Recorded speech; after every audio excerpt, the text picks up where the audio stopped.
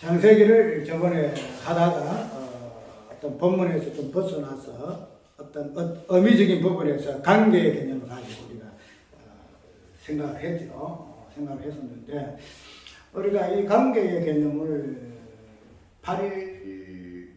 10월 8일쯤부터 우리 쭉 해서 해가지고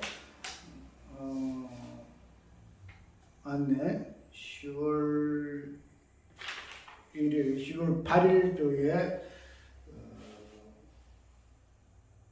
10월 1일부터 했구만. 그 물과 바다와 땅의 그 관계, 그 부분을 이어가다가, 그 다음에 요한복음 15장을 통해서 예수님이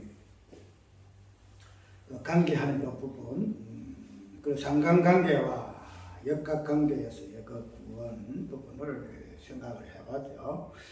근데 이 관계라는 이 개념 그 자체가 우리는 계속 예사롭게 생각을 지금 하잖아요. 예사롭게 생각하고 그냥 그 부분이 단절되기도 하고 또 관계가 마음 상하기도 하고 이런 부분을 가지고 일상의 생활을 사는데 근데 그런 부분들이 그냥 평소에 우리의 어떤 삶의 영역에서 이런 부분을 이어나가기 때문에 그냥 애사롭게 생각하는데 그런 부분들이 우리가 관계라는 그 부분을 통해서 제일 핵심적인 의미는 뭔가 하면은 관계가 돼줘야 내가 존재한다는 거.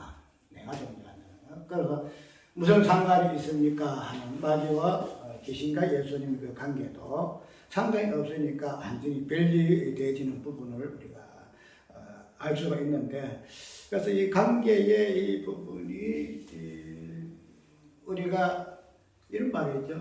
전류는 못 끓는다 이런 말이죠. 전류는 우리 가족 관계에서 부모와 자식 간의 관계는 끊을 수가 없다 이렇게 보통 이야기하는데 우리 성도의 관계는 그 관계가 어디서 출발했을까? 성부와 성자의 그 관계. 그러네요. 성부가 성부되고 성자가 성자되기 때문에 이 관계를 깰 수가 없다. 그때 말하면은 이게 천륜이야, 이게 천륜. 우리가 자식과 부모를 깰 수가 전륜을 끊을 수 없듯이 성부와 성자의 그 관계도 끊을 수가 없다는 거지. 그래서 그런 끊을 수 없는 그 관계의 어떤 개념들이 우리 성도와 성도 간의 관계이기 때문에 우리가 이러한 부분을 알게 되기 때문에 내가 아무리 관계를 끊으려고 해도 또 내가 아무리 관계를 맺으려고 해도 이거 자체가 하나님 어떠하심의 관계에서부터 이어지지 아니하면은 결코 이룰 수가 없다 하는 사실 우리가 알 수가 있다는 거죠. 그리고 또 이야기를 또 하고 싶은 분 뭔가 하면은 우리가 우리의 있던 모든 일어나는 상황들을 또 우리의 어떤 그 상황 속에서 내가 어떻게 대처하는가 하는 이 부분 그 다음에 그런 부분들로 인해서 여러 가지 공고한 일이 생기기도 하고 낭망하기도 하고 낙심하기도 하고 여러 부분들 그런 부분들을 통해서 우리가 많은 상처를 있잖아요. 많은 상처를 있기도 하고 그래서 어제도 그런 부분이 있어가지고 왜 하나님이 이렇게 엉망되게 하십니까? 그 상황이 목요일부터 무슨 일이 있었어요? 목요일부터 차가 고장이 나가지고 그냥 큰 차, 어떤 차, 그 차부터 시작해가지고 그 다음에 이 차도 고장 나고 그래서 연달아서 계속 그 부분이 왜 그렇게 해결이 안 되는 것을 보고 나중에는 하나님 왜 자꾸 이런 일이 생깁니까? 이런 일이 생깁니까? 하는 부분 의문이 생깁니다. 그래서 그런 부분을 가지고 우리가 상에 따라서 낙심하기도 하고 실망해서 원망이 나오기도 하고 그게 우리 존재야. 우리 어떤 연약함의 모습인데 그런데 그러한 부분들을 우리가 보고 내가 이렇구나. 나란 존재가 이렇구나. 일차적인 그런 상황에 내가 속했기 때문에 그 부분을 가지고 나의 어떤 모습을 잘 본다는 거지. 내가 이 부분 잘 대처하게 되면 내가 잘 대처해서 내가 이런 상황에 왜 이렇게 대처하는 것이 너했을까 왜 낭망했을까? 왜 낙심했을까? 왜 짜증을 냈을까? 하는 그런 부분을 대해 1차적으로 나에 대해서 돌아보는 건 사실이야. 그런데 우리가 이러한 나에 대한 그 간주하는 이 부분을 일단 나를 중심으로 해서 살펴보게 되게 되면은 어쨌든 원인과 결과가 나에 대해서의 어떤 연결점에서 일어나는 상황이기 때문에 낙심하기도 하고 또 어떤 상황에 따라서 그것을 극복하는 이런 부분이 있지만은 그러나 이 모든 상황들이 내가 어떻게 해서 이렇게 되어지고 저렇게 되어지고 하는 부분으로 생각하게 되어지니까 그 부분에서 우리가 살펴봐야 할 부분도 정상이겠지. 내가 그때 왜 이렇게 생각했을까? 왜 이렇게 말을 했을까? 왜 이렇게 행동했을까? 그 부분은 1차적으로 나를 중심으로 살펴봐야 하겠지만, 그러나 이런 나의 그 어떠한 모든 그 부분들을 1차적인 원인을 나한테서 찾아야 된다는 것 자체가 굉장히 문제가 많은 것 같다네. 보니까. 여기 가면은 우리가 이건 이제 뒤에 연결될 부분이지만은 내가 서론적으로 이야기를 좀 하고 싶은 이유는 우리가 이런 일주일 동안에 이런 연속적으로 불어진 일주일 통해서 우리가 굉장히 침체되어 있단 말이지. 왜 이런 상황에 빠졌을까? 마음대로 안 되고 어그러지고 손해보기도 하고 그러니까 침체되어 있다는 거죠. 근데 그런 침체됨을 통해 가지고 우리가 그 상황을 단순히 나의 어떠함, 나라는 것부터 해서 또 나의 조명이 나는 이런 일들에 대해서 나를 중심으로 해서 이것을 조명하게 되게 되면은 또 상황에 따라서 침체하기도 하고 낭망하기도 하고 이렇게 할 수밖에 없다는 거지. 그런데 우리가 예수님하고 그 나의 관계 속에서 일단 생각을 하게 되게 되면은 우리가 예수님이 우리에게 주시는 그 구원의 이 모든 그 부분들도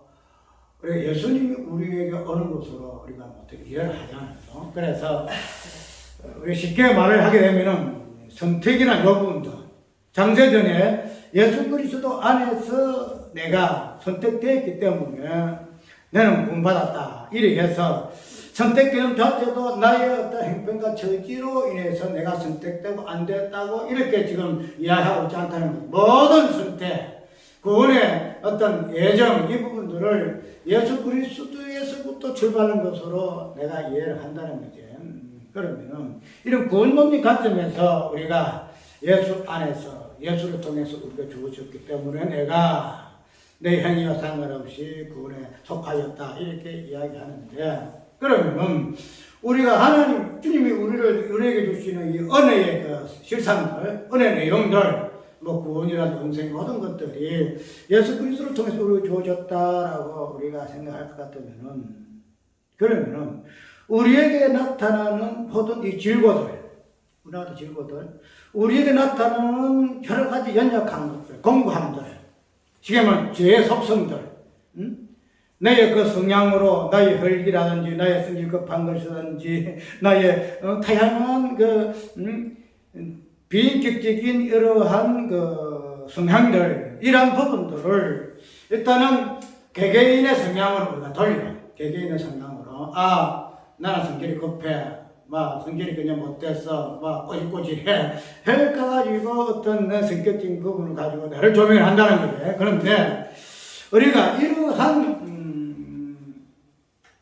우리의 인간의 그 본성에서 나타나는 여러 가지 연약함 이 부분을 또 1차적으로서는 우리가 나의 어떤 나를 중심으로 해서 이 부분을 살펴보거든.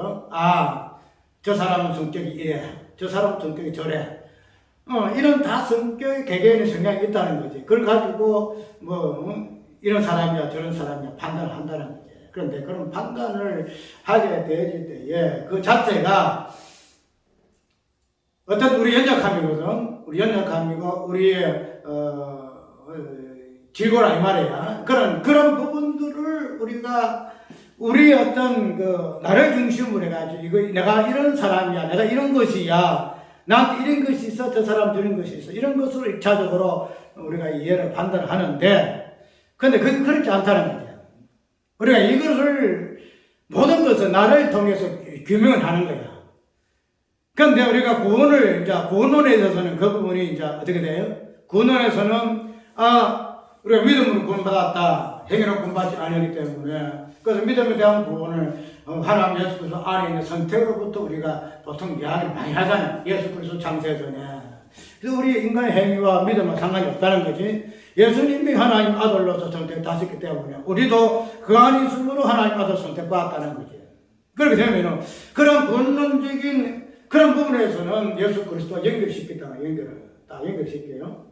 그래서 예수님의 어떠함이 나의 어떠함으로 전가되어서 이전되어서 나도 동일하게 그걸 우리가 사실적으로 이해한다는 거죠. 그러면 하나님의 그 좋은 부분도 우리의 예수 그리스도가 연결되어서 우리가 넘어갈 것 같으면 우리의 어떤 성향들, 우리가 이 땅에서 지었는 그 제 성향들, 다양한 그 나쁜 습관들, 이 모든 것들도 우리는 일차적으로 우리 인간 그런 재성에서 1차적 원리를 찾아. 그런데 그것이 그렇지 않다는 거죠. 그거는 우리 인간의 성향, 그런 부분에서 1차적인 그 책임을 묻고 그것을 우리가 이해를 하고 책임은 그런 거야. 우리 인간의 그 재성은 우리 인간의 책임이야. 이렇게 이해를 한다는데 근데 은혜는 나한테서 찾지 아니하고 예수 그리스도로부터 찾을 것 같으면은 왜 죄라는 이 부분에서 죄라는 것은 우리 사람의 인격적인 부분을 다 나타나잖아요.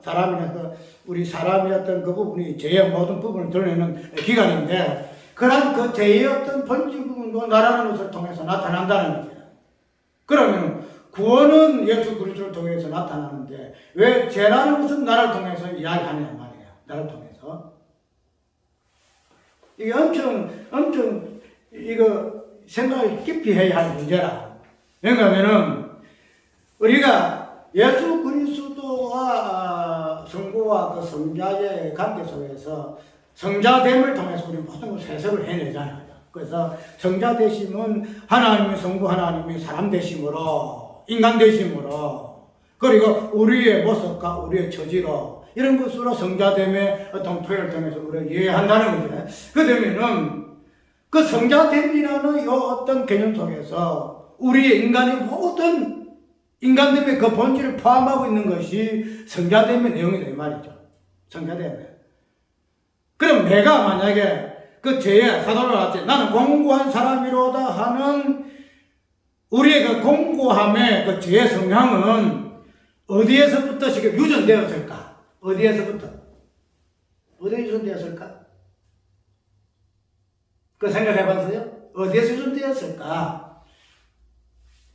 내가 하나님 앞에 지금은 아담과 하와가 창조받아가지고 그래서 선악과를 따먹으로 말미암아 사망에 이르렀다. 우리가 죄의 어떤 출발 그런 이야기 하잖아요. 그러면 그런 아담을 머리로 둔 우리로서 당연히 죄의 성향을 가질 수밖에 없다 이렇게 생각하고 있는데 그런데 그렇지 않다는 거지.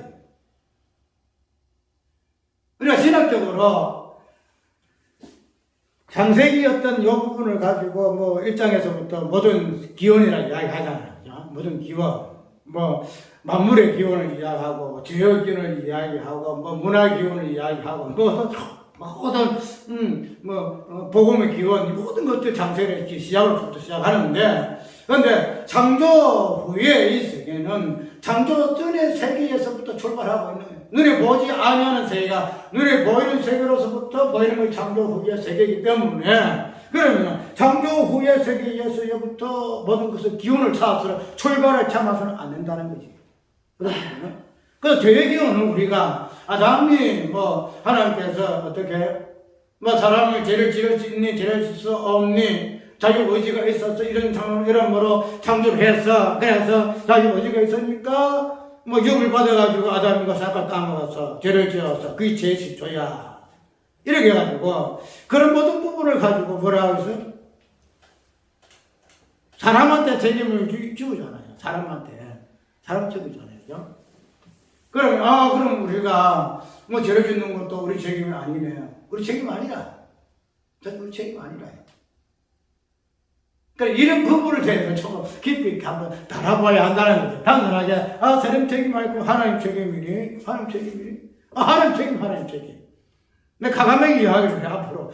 내가 이게 이제, 앞으로 어떻게 또, 나한테 보여질지 모르는데, 하나님 책임, 모두 하나님께. 그래서 하나님께서 이 부분을 가지고, 구원도 우리의 책임이니까 너희의 책임에 의해서 구원이 너희들에 의해서 시작되어야 된다라고 하지 않다는 거지.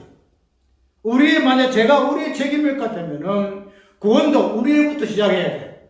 우리가 죄를 지어서 우리 행위로 우리가 죄를 지었을 것 같으면은 구원도 우리 행위로서 구원이 이루어져야 한다는 거야. 그러면 예수 안에라는 선택 개념 자체가 없어야 돼.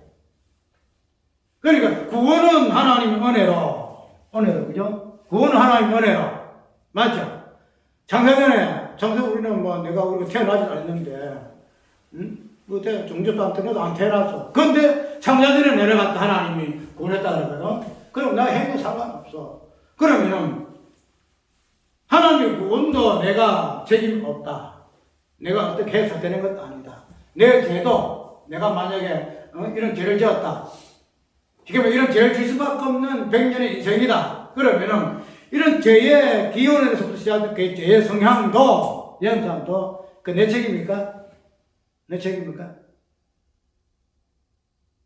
그런 부분에서 우리가 고민이 없었다는 거지.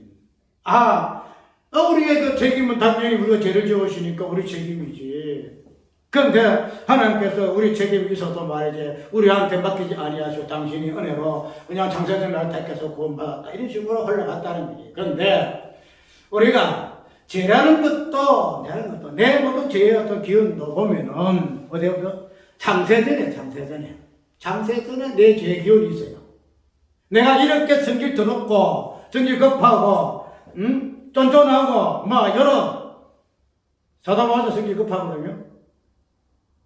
바로 과부들은 예식쟁이야 사도 베드로가 청명했잖아 그냥. 그 사람 앞에서 저 불러가지고 와 이 사람 와 이렇게 그 다음에 마가하고 싸웠잖아요. 어디 전도 여행 갈 때에. 그때 마가가 말이야 가다가 나는 싫어 내가 안 갑니다 하고 돌아갔어. 그거 보고 꼼하고 있다가 누구하고 같이 선교 여행 가자 할 때에 마가 안 돼. 저는 우리 가다가 뒤로 돌아가서 세상도 돌아가서 왜 그 사람 따르고 또 선교 못 가? 이거 틀어졌잖아. 이 사도바 성경이 있어요. 성경 사람 없어. 그런데 그런 것들을 가지고 누구 개개인 정기하면 안 된다는 거예요. 정기하면 안 돼요. 그 죄의 기회, 개개인에서 나타난 모든 죄의 우리가 로마서 1장에 나오는 모든 죄, 부모를 거역하고 우상 숭배하고 도둑질하고 뭐하고 모든 그 죄의 기운 내 가지고 있거든. 다 가지고 있어. 그것이 가지고 있는데 드문도 겉으로 드러나는 것은 어떤 성격적인 부분이나 이런 부분이 있을 뿐이지 다 그런 몇 가지 죄가 그 죄가 다 가지고 있어. 그게 이제 죄의 본질이야. 그것을 부모 공경하는 사람은 부모 공경하는 죄가 없다. 아니에요. 근본적으로 부모 공경하지 아니한 죄가 근본적으로 있다는 거지. 그런데도 호심이 굉장하고 그래서 호주다 이런 이야기를 한단 말이지. 그러면은 우리가 그 성경에 기록된 모든 죄의 그 성향들은 우리의 타고난 성향이야. 그런데 우리가 타고난 죄의 성향 자체가 아담과 하와 창조됐을 때부터 그것이 이어졌을까? 다시 이야기하자면 그것이 죄의 출발일 것 같으면 우리 책임 맞아요. 그러면 당연히 구원도 우리 힘으로 구원을 이루어져야 돼. 책임도 우리가 져야 되니까 그 책임을 다하는 것도 우리 힘으로 해야 돼. 그런데 구원은 아니거든. 그러면 이 죄의 기원은 무엇일까? 우리가 단순하게 성부와 성자의 삼위 하나님 이 부분을 갖다 그냥 자꾸 삼위체론으로만 이해를 해서 논리적으로 풀어가려고 하는데 내 자체가 성경이라는 건 삼위체는 모든 성경의 해석이에요. 모든 성경의 삼위체가 사건화되고 내용화되고 역사화되고 문자화되고 율법화되고 복음화된 것이 삼위체예요. 하나님, 성부와 성자, 성령 하나님입니다. 그러면 우리가 성경 그 전체가 죄가 무엇인가, 의가 무엇인가, 구원이 무엇인가 이 부분을 가지고 다루고 있다는 거지. 그러면 모든 부분들을 성부와 성자와 성령 삼위 하나님을 그렇게 표현하고 있다는 거지. 제가 무엇인가, 의가 무엇인가, 구원임, 영생, 진리, 길 이런 것들을 그렇게 지금 성경에 주장하고 있다는 거예요. 거기 삼위일체 하나님의 모습이다 말이죠. 그것을 사건으로, 내용으로, 어떤 역사로, 이스라엘 백성의 역사로, 예수 그리스도 33년 역사, 십자가 부활로 엮어서 해석해내는 것이 그렇다 이 말이에요. 그 본질은 성자와 성부와 성령 하나님이시다 이 말이에요. 그래서 성경에서 말하는 죄의 기원은 성자, 성부에서 성자됨, 성부의 성자, 단순히 성자 하나님, 이 하나님이 삼위일체 하나님이 그냥 성부 하나, 성자 하나 되셨다라고 하면 그게 아니냐. 그 성자 하나님 모든 죄의 기원이다 이 말이죠. 모든 죄의 기원, 죄의 기원. 내가 도둑질할 수밖에 없고, 거짓말할 수밖에 없고, 헬기 풀 수밖에 없고, 살인하고 도둑질하고 우상불배할 수밖에 없는 죄의 본질 가지고 있는 내 죄의 기원은 성자 예수님, 성자 하나님에서 출발한다. 우리가 히브리서 보게 되면 이리 있어요. 예수님께서 우리 연약함을 초월하지 아니하신 분이 아니에요. 기억하죠? 예수님도 우리 인간의 연약함을 직접 겪기 위해서 이 땅에 오셨고 또 죽음을 맛보기 위해서 이 땅에 오셨다는 거죠. 그러면은 우리가 그걸 이해를 해서 예수님이 이 땅 오심을 통해서 우리의 연약함을 초월해서 그래서 우리의 그 질고 공고함을 뒤집어 썼기 때문에 십자가 죽으시고 그 대속에 대해서 우리가 구원받았다 이렇게 설명하고 있지만은 그러나 이 땅에 창조 후에 예수님 오심을 그렇게 표현하고 있어요. 채워하셨다는 거. 그런데 창세 전에 예수 성자 하나님 되시면서 이미 우리를 채워하신 거예요. 우리 어떠하면 채워하신 거예요. 왜? 당신이 하나님이시면서 인간 되셨다. 그것을 성자 하나님을 표현하고 있기 때문에 성자 하나님은 우리의 모든 것을 근원적으로 본질적으로 안고 계신 분이 예수님이시요. 성자 하나님이시요. 그러니까 우리가 이런 모든 저런 죄의 어떤 그 성향 가진 것이 나라는 존재에서 내가 책임 있고 내가 이렇게 해가지고 내가 이런 죄를 줄 수밖에 없어 그렇게 해서 나를 정할 것이 아니라 나의 모든 것에서 나를 좁아서 이런 죄의 모습들은 그 출발이 어디냐. 성자 하나님 되시면서부터 출발했구나. 성자 하나님 되시면서. 그리고 그런 모든 죄에서 구속받는 것도 성자 하나님에서부터 출발한다는 거예요. 출발은 죄에서 안 하고 우리에서 출발하고 마지막에 다시 돌아가는 것은 우리한테 안 하고 하나님께 하는 게 아니에요. 출발도 하나님, 다시 돌아가는 것 회복도 하나님. 그걸 가지고 우리 만물은 그 성자 하나님이 왜 성부 하나님이 성자 하나님 되셨는가 하는 부분을 설명하는 계시가 오늘 우리의 모습입니다. 하늘과 땅의 모습이란 말이에요. 그 성부, 성자 하나님의 어떠하심을 우리는 그런 용도로 사용할 수밖에 없는 소모품이야, 하나. 소모품이라. 우리는 그냥 죄를 지었으니 제가 이 세상에 있으니까 그 죄를 짓는 그런 부분에 책임 우리가 있을 그게 아니다, 이 말이죠. 우리는 성부가 왜 성자 하나님 되셨는가 하는 그 부분을 첫 창조의 세계를 통해서 하나님은 성자 하나님을 설명하는 부분으로 우리를 창조하셨다. 그래서 우리는 이때 가면 하나님께 찬양할 수밖에 없네, 우리는. 그런 부분으로 우리를 갖다가 하나의 어떤 도자기 역할로, 토기장이가 도자기를 갖다 만들듯이, 도자기 만들 때, 용도 있잖아요. 잣단 쓰려고, 잣단 주전자를 만들잖아요. 된장을 담으려 된장, 홍합항아리를 만들잖아요. 그 용도로서 우리를 만들었지, 그 용도 자체가 목적 아니다, 이 말이죠. 그렇게 되면은, 모든 것들이 성부와 성자의 그 하나님의 어떠하심을 우리는 토기장이가 옹기를 만드는 그러한 행위를 통해서 한 역할밖에 되지 아니한다. 되지 아니한다. 그래서 죄도 성자 하나님부터 찾아야 돼요. 성자 하나님에서 우리 모든 아까 성경에서 말하고 있는 그 제 모든 목록들은 우리가 아니에요. 우리가 출발한, 우리가 생산해는 재성이 아니에요. 그 우리가 우리 재성이라고 하잖아. 우리가 이렇게 그래서 십자가 말해서 인간에서 나오는 것 죄밖에 없다. 그래서 죄를 우리 인간한테 이야기하는데 그렇지 않다는 거죠.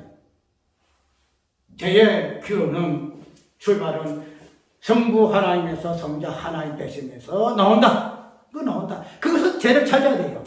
그래서 죄를 찾아야 그 죄의 해결점이 그 원인에서 그 결과가 나오거든. 원인에서 그 찾아야 그 원인 결과도 거기서 나온다는 거야. 예수가 원인이면은 예수가 결과야.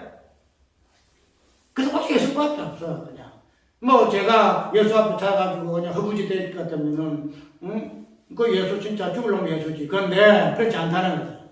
예수 안에 우리 인간에 지을 수 있는 모든 죄, 또 이 만물이 지을 수 있는 죄의 모든 본질은 예수 안에 있다. 그리고 이 모든 죄에서 다시 구원하실 결과도 예수 안에 있다. 그래 예수밖에 없다. 오직 성경 예수 이야기한다.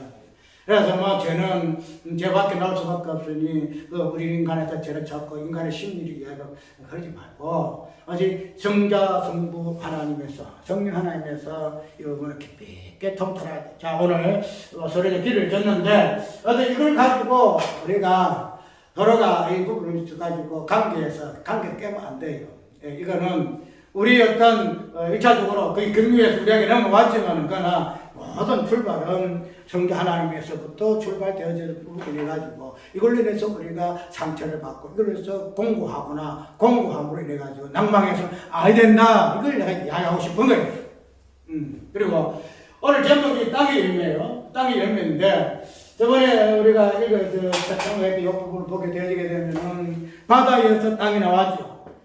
바닷물 속에서 물을 다 한 곳으로 모으니까 마른 땅이 나타났다. 그래서 그걸 갖다가 뭐한다? 땅이다. 이렇게 이야기한다는 거죠. 그러면은 그 땅이라는 이 관계 속에서 우리가 물과 관계로 바다와 땅의 관계를 한번 생각해 이따가 쭉 나왔잖아요. 나왔는데 이제 세 번째의 어떤 그 날에 땅의 열매를 이야기하고 있어요. 그 앞에 바다와 땅을 이야기를 하고 있고 그 뒤에 앞을 보게 되면은 힘이 좋았다는 말은 없죠. 힘이 좋았다는 말이 없고 그 다음에 물과 땅을 이렇게 딱 분리시켜 놓고 첫째 날을 이렇게 이야기하지 않아요.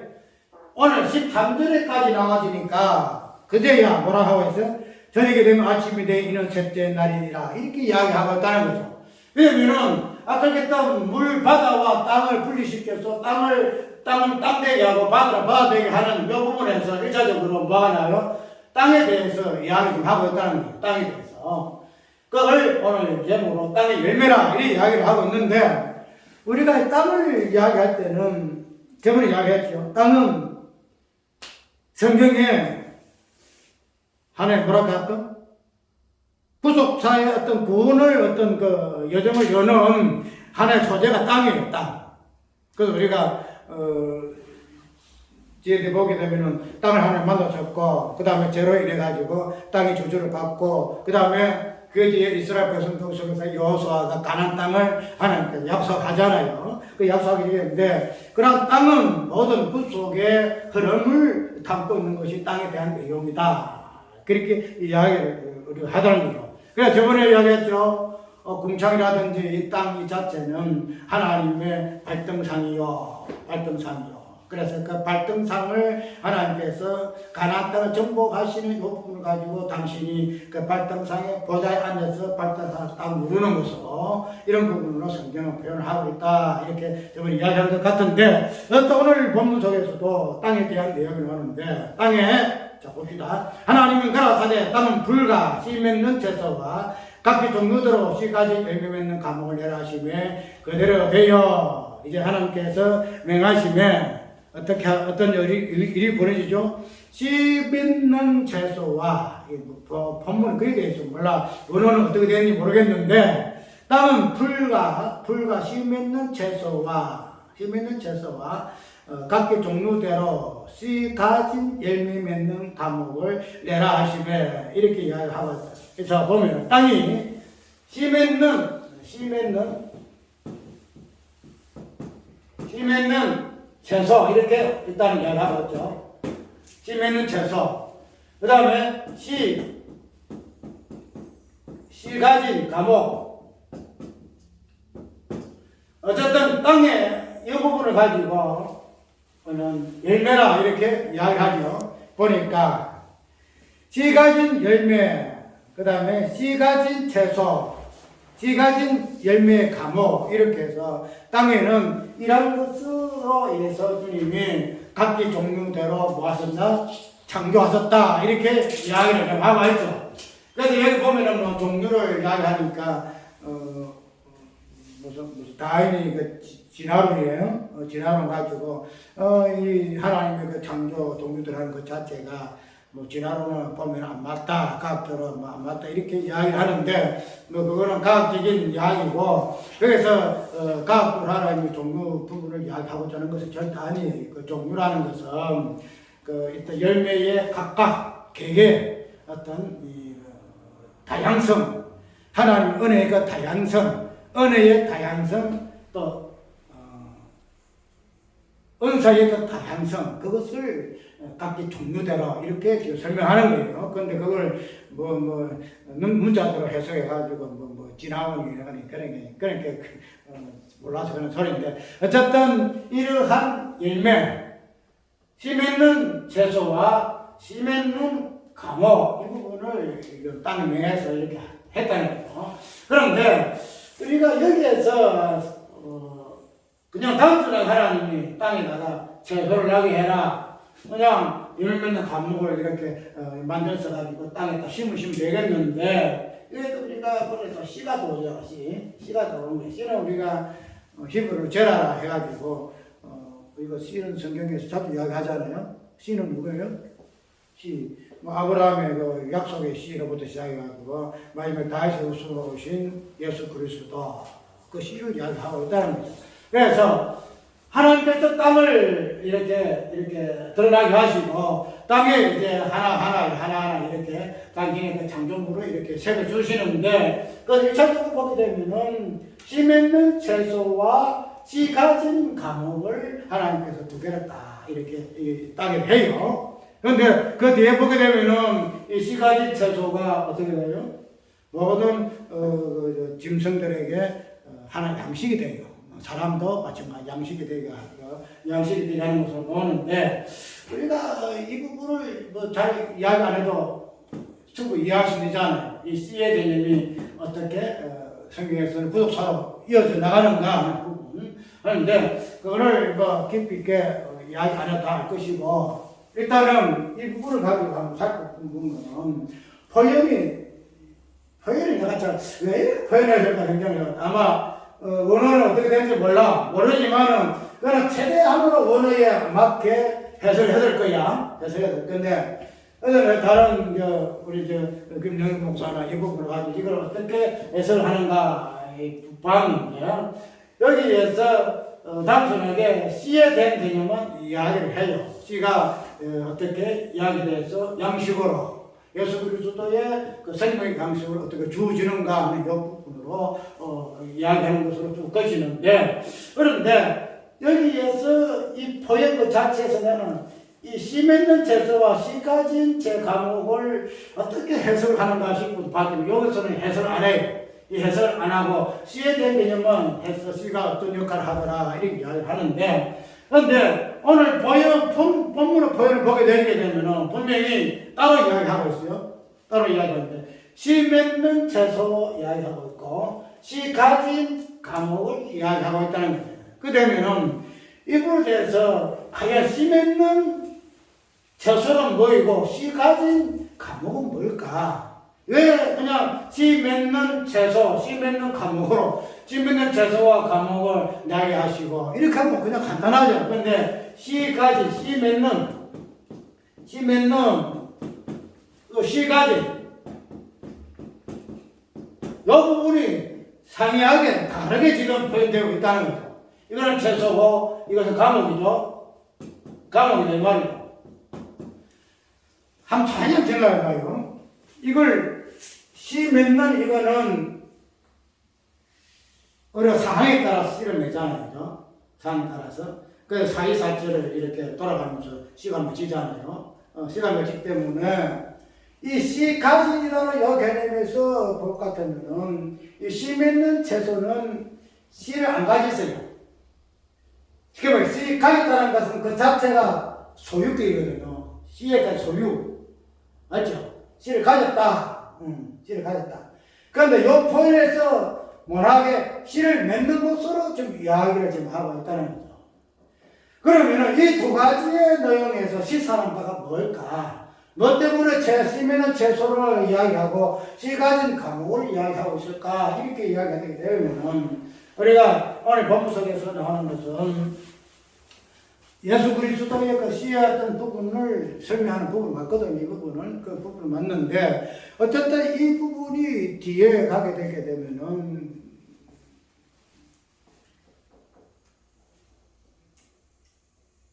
이렇게 20절, 22절에도 쭉 보게 29절에 보면은 하나님이 가라서 내가 온 집에 씨 맺는 채소와 씨 가지 열매 맺는 모든 나무는 너희에게 주노니 너희 식물이 되리라 이 이야기를 하고 있잖아요. 그래서 이거는 아담과 하와에게 마지막을 준 거예요. 근데 그 주기 전에 공중의 새와 이런 부분들까지도 씨 맺는 채소를 갖다가 양식으로 줘요. 그러면은 어쨌든 이 씨 맺는 채소 땅의 열매를 통해서 나타나는 이 두 가지의 채소와 과목들이 양식이 된다는 것은 사실이에요. 그런데 이 양식을 먹는 자가 이 본문에서는 아담과 하와잖아요. 아담 하와인데 이 부분을 우리가 어쨌든 이 성경은 예수 그리스도를 이야기하고 있고 시 자체도 예수 그리스도를 설명하고 있기 때문에 이 씨의 개념 속에서 나타나는 이 채소, 씨 가진 이 과목, 이 부분이 성경의 흐름 속에서 어떠한 뉘앙스로 나누어지는가 부분을 한번 살펴보려고 해요. 아까 얘기대로 이 씨 가진 이 부분을 우리가 특별히 아까 이거 소유격이라고 얘기했죠. 씨를 소유했다는 거, 씨를 소유했다는 이 부분을 보게 되면 우리가 이 과목은 하나의 나무잖아요. 이거는 하나의 이제 채소고 이건 나무예요, 나무. 성경에서 말하고 있는 이 나무는 특별히 이스라엘은 두 가지의 상징지 나무가 있죠. 하나는 뭐예요? 하나는 포도예요, 포도. 포도나무고, 하나는 무슨 나무예요? 예수님이 예루살렘 올라가기 전에 저주했잖아요. 그죠? 저주했어. 뭐 때문에? 무화과 나무죠, 무화과 나무. 무화과 나무. 우리가 뭐 이거 뭐 따로 뭐 숨쉬는 거 없고 무화과나무에 열매가 없음을 가지고 예수님 저주를 하잖아요. 그 저주를 하는데 이 무화과나무하고 포도나무가 이스라엘 나무의 그 상징을 보여주는 이 나무예요. 특별히 이 포도나무라는 그 다음에 또 우리가 출애굽기 보면 떨기나무도 나오잖아요. 이 포도나무라는 이 부분은 특별히 무엇을 강조를 많이 하는가 하면 어떤 그 연결점, 관계성. 그 타양상의 소리가 이렇게 해서 하는 이 부분을 어떤 열매적인 부분을 많이 강조를 많이 해요.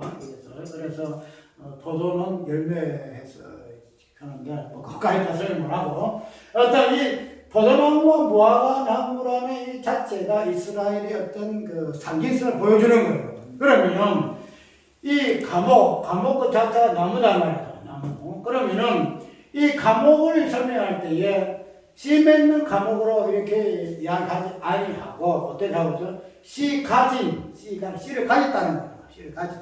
지금 씨를 소유했다는 거예요. 씨를 소유한 그러한 과목으로서의 나무가 오늘 본문에 표현하고 설명되어 있다는 거예요. 그러면은 우리가 이 씨를 가졌다 하는 이 과목, 그 뉘앙스를 이스라엘과 민족 속에서 볼 수 있다는 거예요. 이스라엘은 어떤 존재예요? 씨를 가진 존재, 씨를 가진 존재. 저번 우리가 지금 가다지구에 나타나는 그 이스라엘의 그 역사적인 부분을 내가 자주 이야기를 해요. 이야기를 하고 있는데, 그런 이스라엘의 어떤 그 민족성을 보게 되게 되면은, 가진다. 특별히 여기는 씨를 가졌다가 표현하고 있는데 성경에는 뭐 나이가 율법도 가졌죠, 예배도 가졌죠, 약속도 언약도 가졌죠, 전부 다 가지고 있어. 하나님이 가지고 있죠. 뭐 다 가지고 있다는 거야. 그래서 그들은 어떤 존재다? 우리를 가졌다. 파인 것처럼 우리는 가진 존재다. 뭐 소유했다. 이래가지고 그냥 가슴 빵빵 치는 존재가 이스라엘이에요. 그 이스라엘인데 저 가자지구에 전쟁이 나오는데 내가 이거를 한번 설명을 해야 되는지 안 되는지 모르겠는데 이스라엘의 어떤 그 역사도 마지막 보게 되면은 지금 구두사로서의 입장에서는 뭐 그것이 우리하고 상관없다. 이스라엘 역사하고 우리하고 상관이 없다. 이 이야기를 해가지고 나하든 말든 뭐 그거는 그들의 역사적인 부분이고 우리 영적 이스라엘은 뭐 아무 상관이 없다. 절대 그렇지 않아요. 영적 이스라엘의 이 부분은 자꾸 빠지는데 어쨌든 마지막에는 모든 만물이 구속사적인 관점에서 같이 관여하기 때문에 육적 이스라엘도 관여해요. 육적 이스라엘. 그래서 로마서 10장에 나와요. 온 이스라엘이 군반다는 이 역사.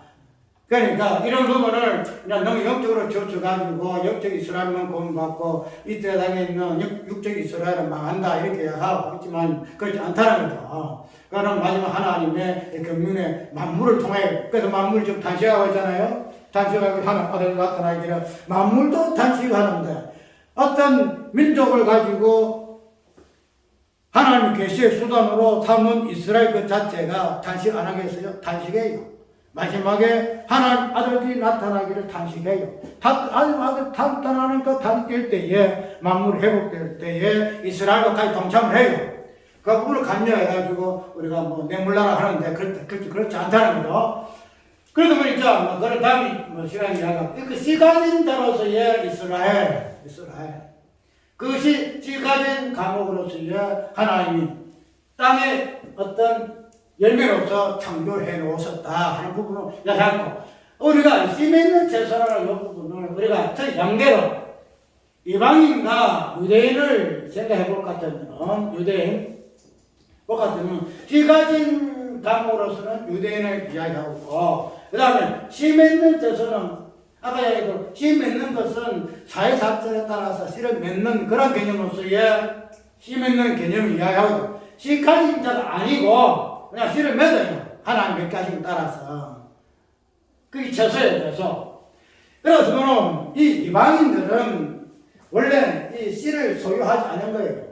씨 가지고 우리가 이런 것을 가졌다고 자랑할 수 있는 존재는 아니에요. 하나님의 어떠한 역사심에 따라서 씨를 맺는 그러한 역할을 하는 존재가 이방이다 말이죠.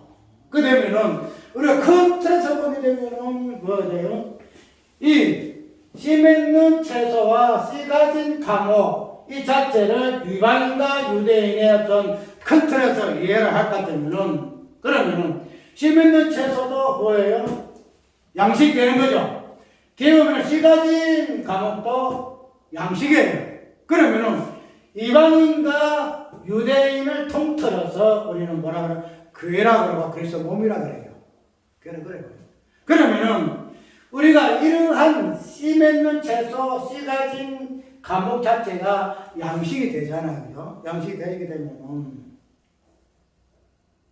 우리가 이 부분을 예수 그리스도와 연결시켜서 어떻게 양식이 주고받는가. 이스라엘 백성들이 가나안 땅에 들어갈 때에 하나님은 어떻게 먹이셨어요? 그들에게 가나안 땅의 열매를 가지고 그냥 먹이시잖아요.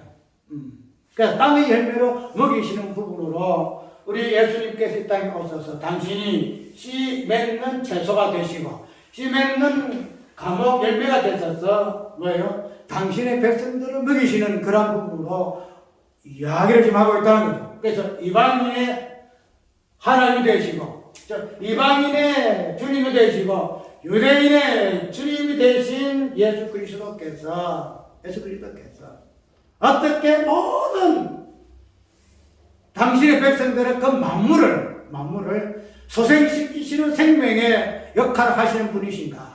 이것을 지금 오늘 땅의 열매 셋째 날의 창조를 통해서 보여준다. 이렇게 이해를 하면 된다는 거죠.